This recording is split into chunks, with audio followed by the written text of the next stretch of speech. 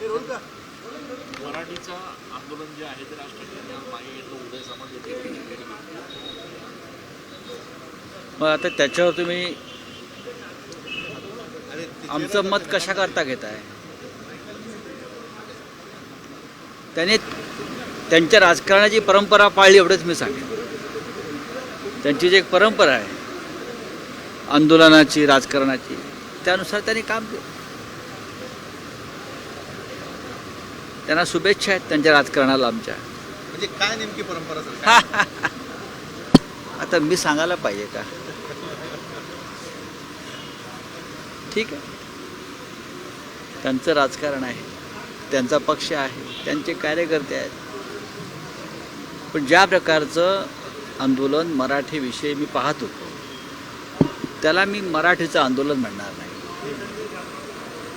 माननीय बाळासाहेब ठाकरे यांच्या नेतृत्वाखाली मराठी भाषेचे आंदोलन आम्ही सुद्धा केलेले आहेत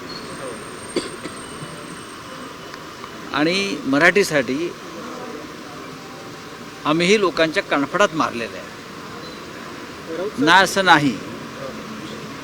पण त्याचबरोबर आम्ही काय केलं, बँकांमध्ये, सरकारी आस्थापनामध्ये, एअर इंडियामध्ये राष्ट्रीय स्तरावर भरती होते, हे लक्षात घेतलं पाहिजे.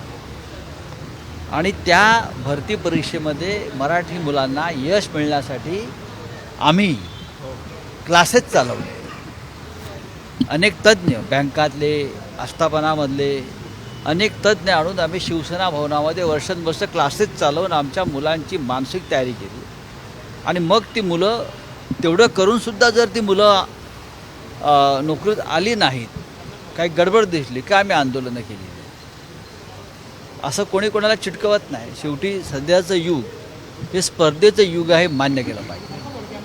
हे स्पर्धेचं युग आहे आणि त्या स्पर्धेमध्ये आपल्या मुलांना पुढे न्यायचं असेल तर त्यांना आपण त्या पद्धतीनं त्यांची तयारी केली पाहिजे. आजही शिवसेना भवनामध्ये अशा प्रकारचे क्लासेस सुरू आहेत. त्याचबरोबर आम्ही जी बाळासाहेब ठाकरे आणि मासाहेब ठाकरे यांच्या नावानं IAS अकॅडमी काढलेली आहे, त्यातसुद्धा क्लासेस सुरू आहेत. याला विधायक काम म्हणतात.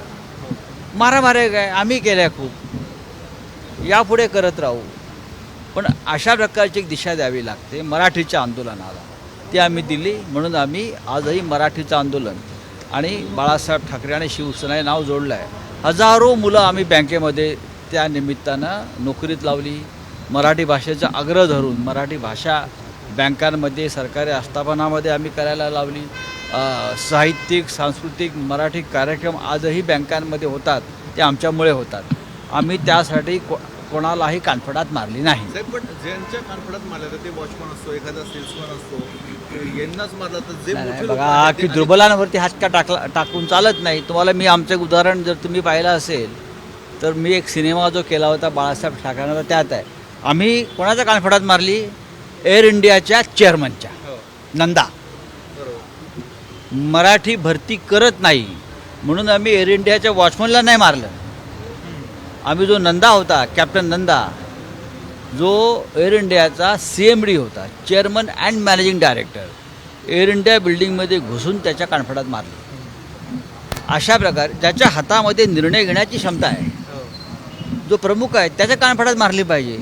हे वॉचमन, शिपाई, चहा देणारा, हां, अशा लोकांना कानफडात मारून का आंदोलन होतं का? नाही हो. पण आता काय, देवेंद्र फडणवीस यांच्या प्रेरणेने चाललेलं आंदोलन आहे. मुळात फडणवीसांनी कुठलं आंदोलन केलं हो मराठी माणसासाठी? त्यांना या राज्यामध्ये गोंधळच घालायचा आहे. आता दीनानाथ मंगेशकर नाट्यगृहाच्या संदर्भात, आपलं हॉस्पिटल संदर्भात काही लोकांनी आंदोलन केलं एका संघटनेनं. ते वर चढले वगैरे. त्याच्यावरती फडणवीसांची काय भूमिका आहे? हे शो करतायत. एक बाई मेली, हां, 2 मुलांना पोरकं केलं आणि मुख्यमंत्री म्हणतात आंदोलनकर्त्यांना हे शो करतायत. इतकं भंपक राज्य या महाराष्ट्रावरती कधी आलं नव्हतं. आंदोलन करताना तुम्ही शो करता म्हणता? ज्या बाईचं निधन झालं का, हे तुमच्या RSSचे लोक त्या इस्पितळामध्ये काम करतायत म्हणून? सगळी बॉडी जी आहे ही भारतीय जनता पक्षाची समर्थक असल्यामुळे त्यांच्यावर कारवाई नाही. आणि आंदोलनकर्ते म्हणतात म्हणे शो करतायत. हे असे मुख्यमंत्री त्यांची लेवलच नाही आहे या मुख्यमंत्र्यांची. ते मुख्यमंत्री बसलेत पण मुख्यमंत्री बदलायला एक जी लेवल लागते, एक दर्जा लागतो. YB चव्हाण, यशवंतराव चव्हाण, वसंतराव नाईक, अगदी सुधाकरराव नाईक आमचे, माननीय शरद पवार, मनोहर जोशी, त्यांची एक लेवल होती. त्या लेवलला येईपर्यंत यांचं मुख्यमंत्रीपद जाणार आहे. साहेब आज आपण एक व्हिडिओ ट्विट केला आहे.